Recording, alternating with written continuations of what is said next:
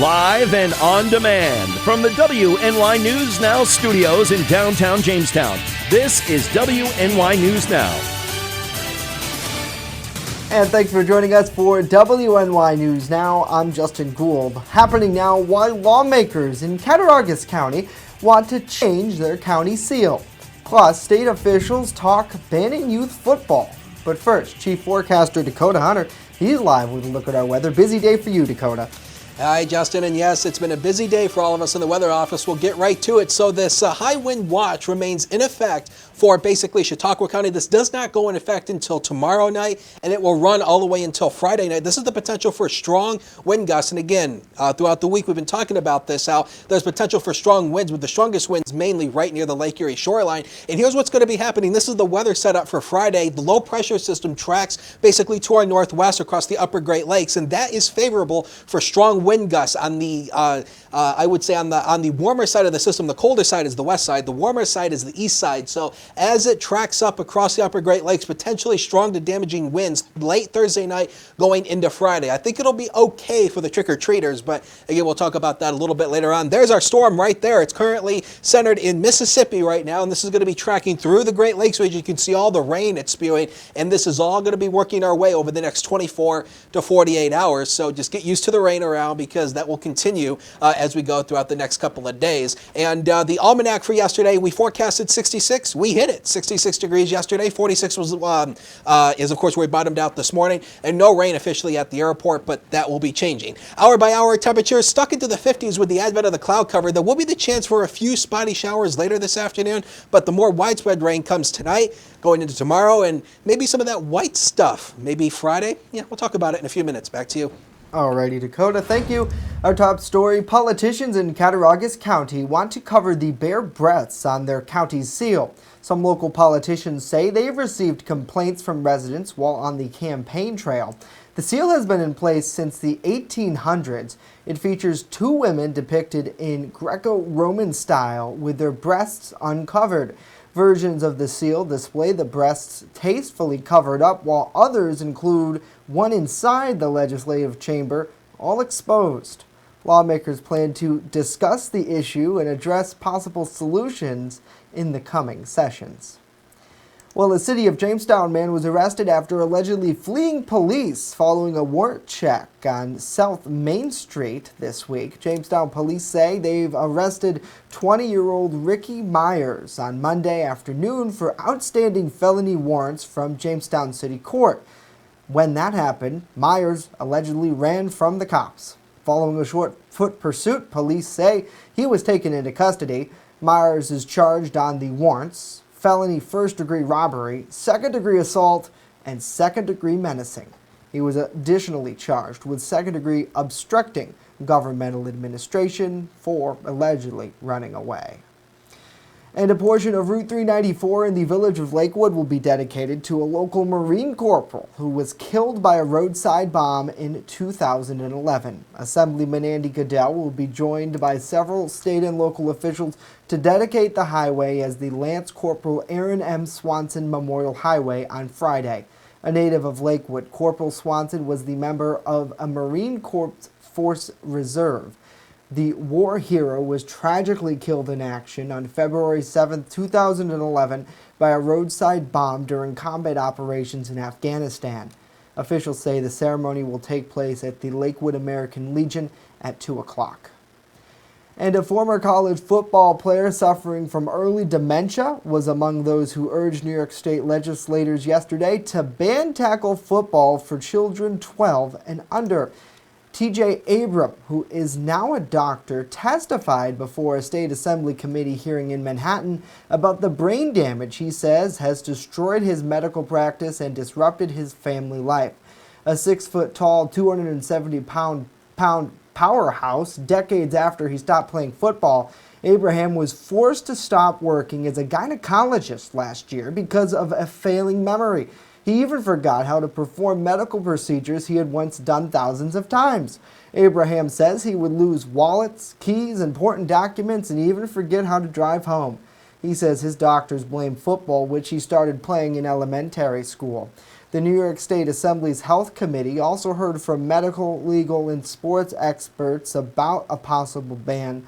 Lawmakers will continue to discuss and consider the ban when they return to work in January. So certainly that would be quite a statement that would affect a number of people here in our community.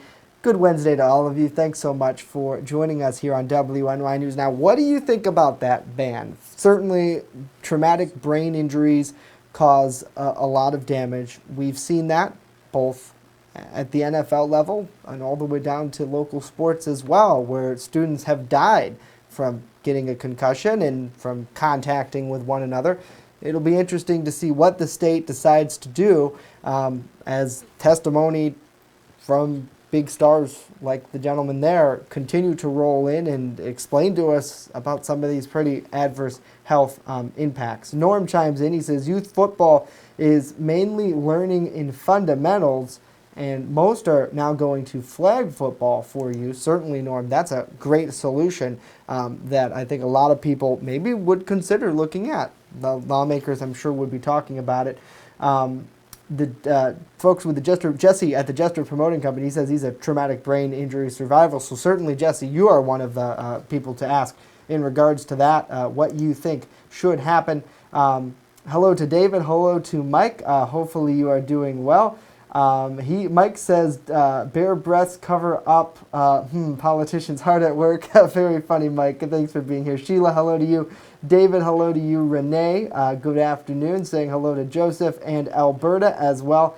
Hopefully you are all having a good day. Coming up, we tell you about a big endorsement for a local man running for office. But first, a warning for residents ahead of some pretty gusty winds that are coming our way. Dakota. Yeah, and we'll talk about those gusty winds coming up in just a minute. But here's a live look from the Seneca Allegheny Casino. And let me back up there. I hit the wrong button, but there you go. That's that is the camera at the casino. You can see the cloudy skies. That'll continue today. We'll talk about the wind as WNY News Now continues in a minute. Don't go away.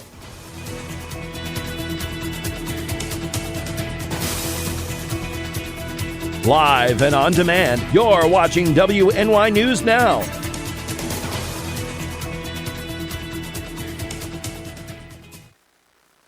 I've walked my talk. I've brought officials to meet the community. It should be a government by the people, for the people. I've stood alone to represent the citizens of the city for transparency, accountability, and fiscal responsibility. My values haven't changed. I stand for you. Vote November 5th. Liuzzo for mayor.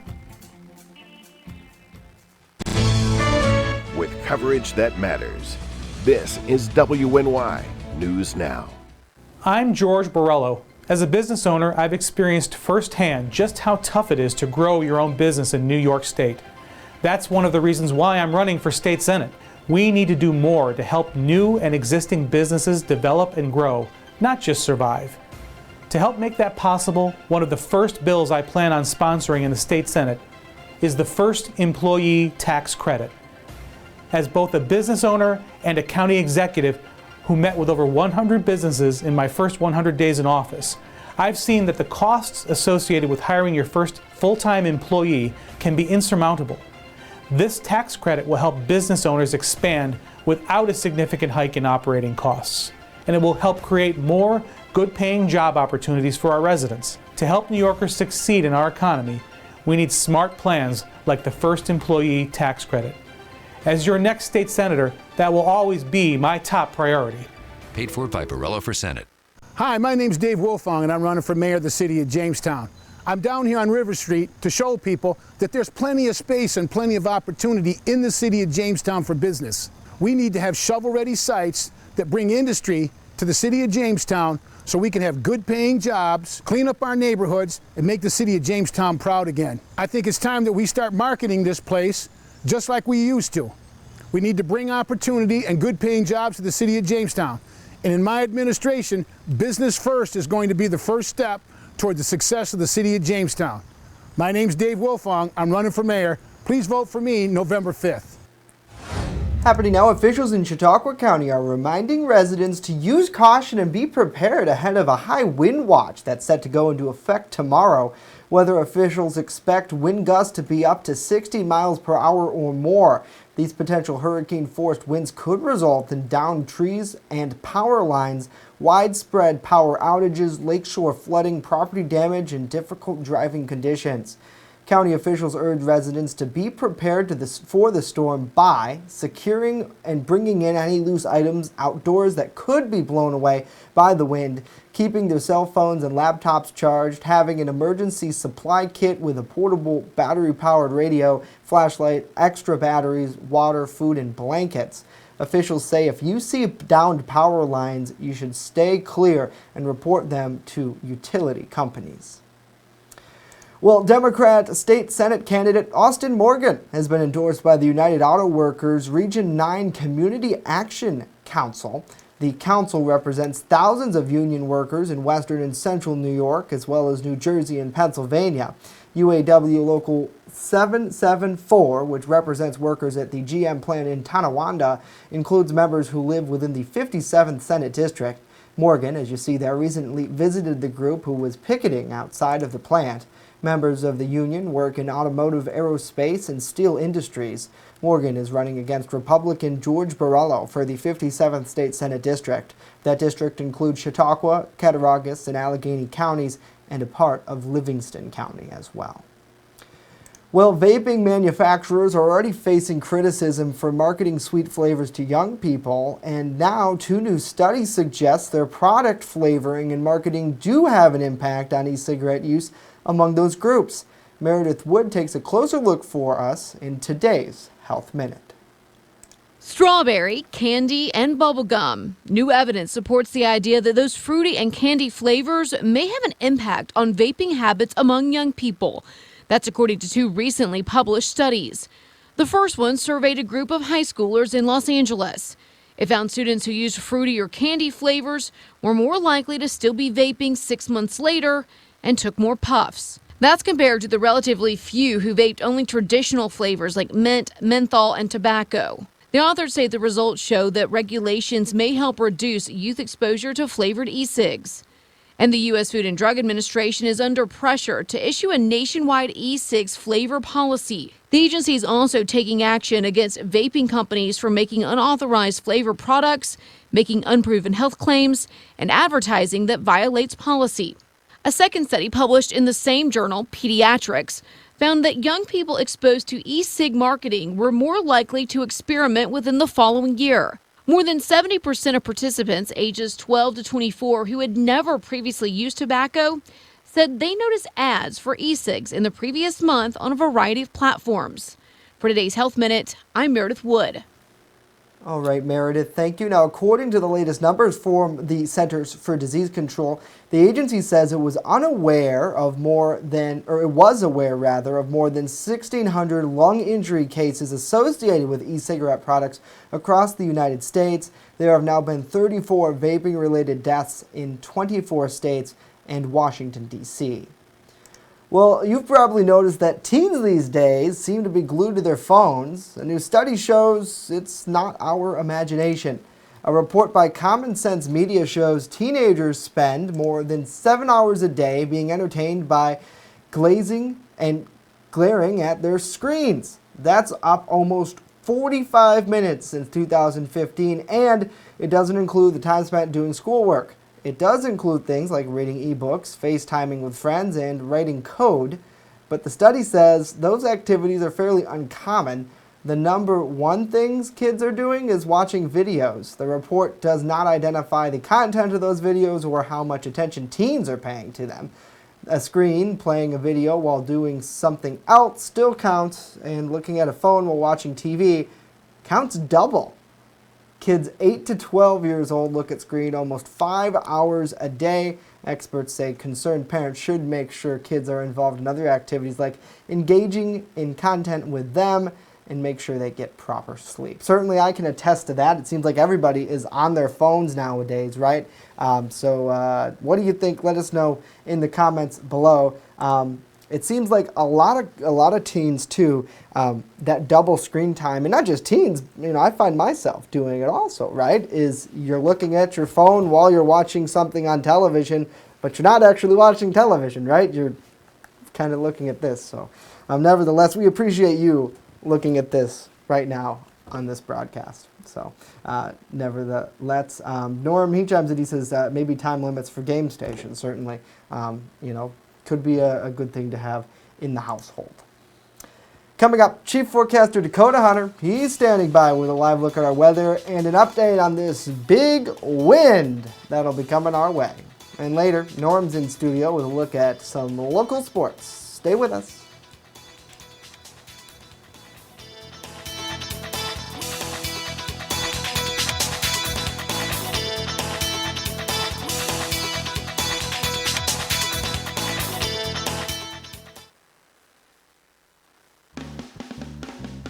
Pronto Mart, not your average corner store. Located on the corner of Forest and Newland Avenues in Jamestown, Pronto Mart has everything you've been looking for. An amazing selection of hot foods, a large variety of premier headgear, and smoking accessories to fit any style. Pronto Mart, not your average corner store. Stop in and visit us today. With coverage that matters, this is WNY News Now. EagleZip.com is your local one-stop shop for all of your home and business computer needs. Located on Fluvan Avenue Extension, just outside of Jamestown, EagleZip.com sells and services all brands of desktops and laptops, as well as servers and network equipment for your business. All new computer sales include transferring your data from your old computer plus a 2-year warranty. Call EagleZip.com today. Stop by EagleZip.com today and let us make computers easy for you. You're watching WNY News Now, where coverage comes first. Hi, my name's Dave Wolfong, and I'm running for mayor for the city of Jamestown. NACO Trucking, the trucks that are behind me, this business is leaving the city of Jamestown and going to the Mason Industrial Park. When the current administration at City Hall was told that they were moving, their response was, we didn't know that they were leaving the city of Jamestown. NACO Trucking went to the Chautauqua County Industrial Agency, went and got financing. They got plans for a new building. We've got to stop businesses from leaving the city of Jamestown. That needs to be our first priority. We don't have shovel-ready sites for this individual to move his business to. That's why people are moving out of the city of Jamestown. In my administration, we're going to be business first, and we're going to know what's going on in the city of Jamestown. Once again, my name's Dave Wolfong, and I'm running for mayor. City of Jamestown, please vote for me November 5th.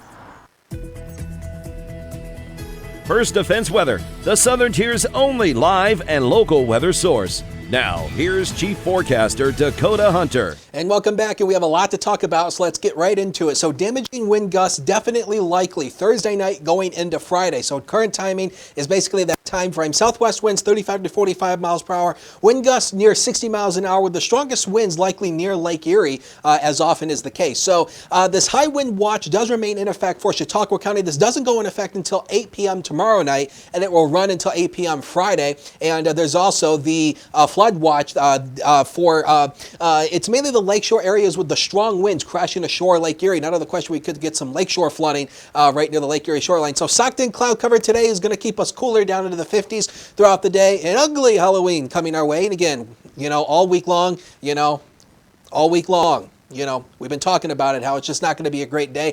Strong winds, wait until after you're home. The strongest winds, if you're going out trick-or-treating tomorrow, it's not going to be until later in the night, basically after midnight. And again, this is something else we've been talking about all week long, possibly the first flakes, possibly Friday morning, according to at least some of the model data that we looked at this morning. Halloween forecast, not a whole lot of change in the forecast. Again, temperature adjusted slightly, and we have brought the winds up a little bit. South-southwest, 15 to 25. Some wind gusts, possibly 35 miles an hour, but again, the strongest winds are going to be after trick-or-treating time tomorrow night. All right, the next weather maker is obviously going to be this system right down here that's currently located in Mississippi. This is going to be taking a track across the upper Great Lakes. And again, with a system passing to our west across the Great Lakes region, that is a prime example to get some strong wind gusts going. And you can see the back edge of some of that rain starting to creep in here. And again, there is a chance for maybe a few spotty showers across the afternoon today. So here it is on FutureScan. You can see the in-house model does pick up on the idea of maybe a few spotty showers. Rain will come our way tonight. It becomes more widespread as we go throughout the overnight and especially into tomorrow. We'll see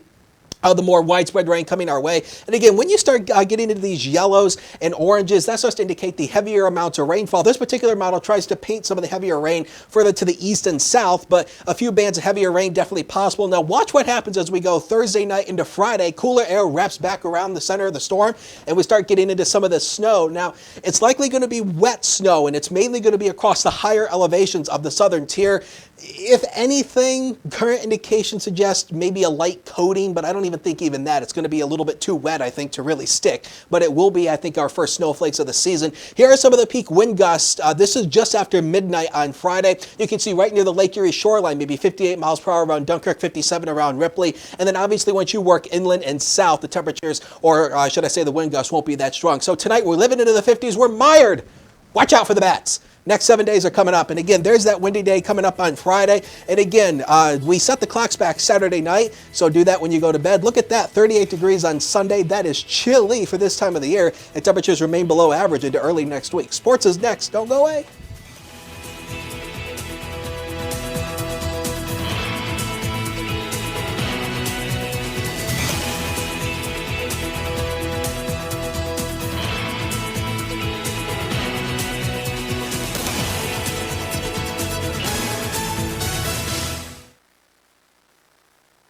Hi, my name's Dave Wilfong, and I'm running for mayor of the city of Jamestown.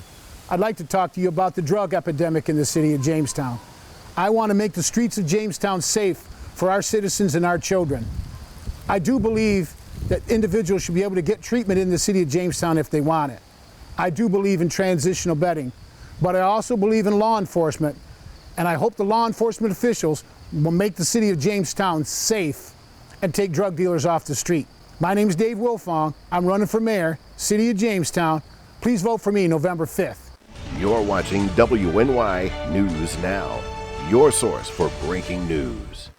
WNY Sports Now is powered by Phone Zone of Jamestown. With the largest inventory around, we buy and sell our own merchandise at a price that can't be beat. Have a broken screen? We'll fix it. Learn more at phonezoneshop.com.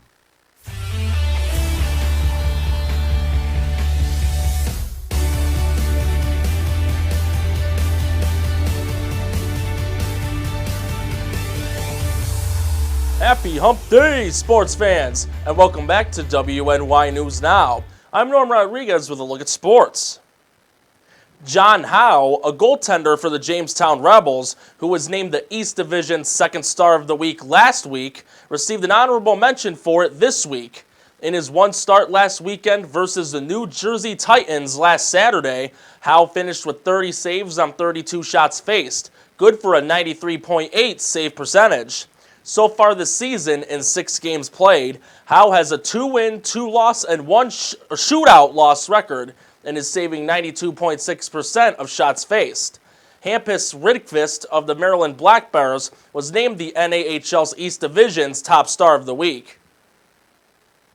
In NBA action, tonight at 7 o'clock, the 1-3 New York Knicks will be on the road to battle the 1-2 Orlando Magic.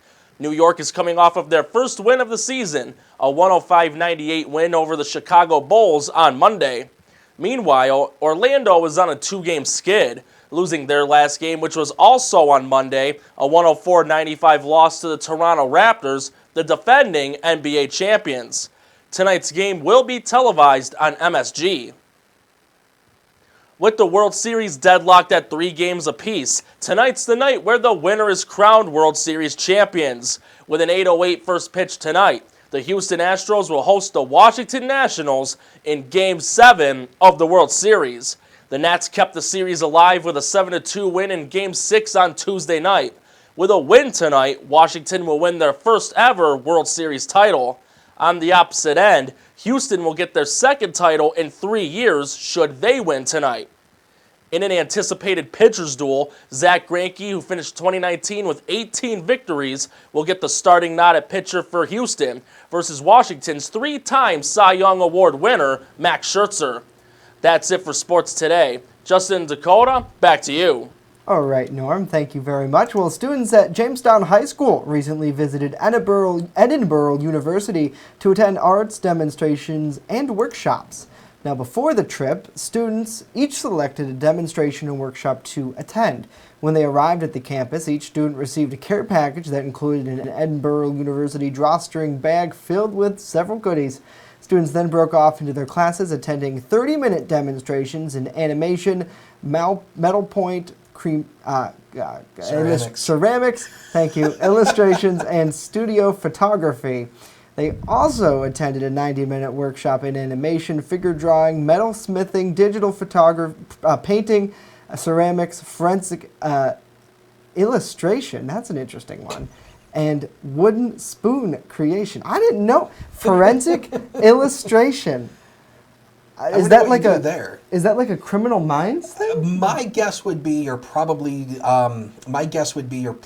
going to be sort of like, drawing crime scenes. Yeah. Maybe. Wow. That would be my guess. That's if you know, drop in the comments, let us know. God, that'd be such an interesting job. I mean, I know in the news industry, they have those artists who sometimes in courtrooms, you can't always have a camera in the courtroom. Pennsylvania doesn't let you at all. New York has to be a request. But you can, some judges will allow those artists to draw sketches. Yeah. And that must be such a cool job to have. And usually the sketch artists will work for like a newspaper or something like that. And then they kind of sell their high-profile sketches to agencies like ourselves who would use them in lieu of video or photos from the courtroom. So very interesting. Forensic. Wow, that's so cool. That's so cool. There's actually, come to think of it, there actually is a subset of meteorology that actually deals with forensics. Oh, really? Where you actually go on the crime scene, and it actually has to do with kind of how weather impacts crime scenes and whatnot. Wow. So you can actually become a forensic meteorologist if you want to. There we go. Well, hey, there's a sub-career for you to cover. Yeah. Is that a hint? Are you getting rid of No.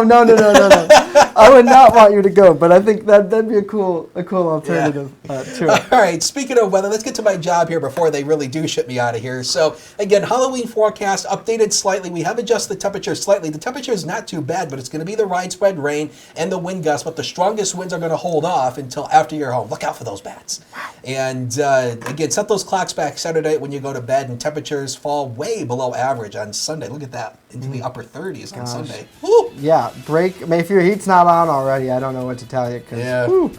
Boy, that's chilly. Break out those Christmas decorations. It's coming. Yeah, after Halloween, I tell you, there are radio stations who start playing Christmas music. So what are you going to do? I don't have a problem with it. I like Christmas music. Same here. So we'll have to start that tomorrow. Well, after tomorrow. So. Tomorrow is a very special day here at WNY News Now, though. Hallows Eve, and we'll be breaking out into some furry costumes. Yeah. That's all I'm going to say.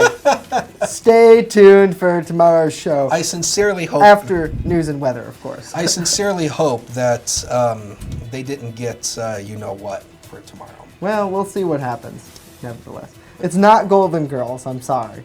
Yeah. They're not furry. That was my suggestion, but apparently nobody in our newsroom meeting... No, did you remember that story we ran? They ran out of costumes. Oh, yeah, that's right. Yeah. I forgot about so, that. There's no Golden Girl costumes, but something furry.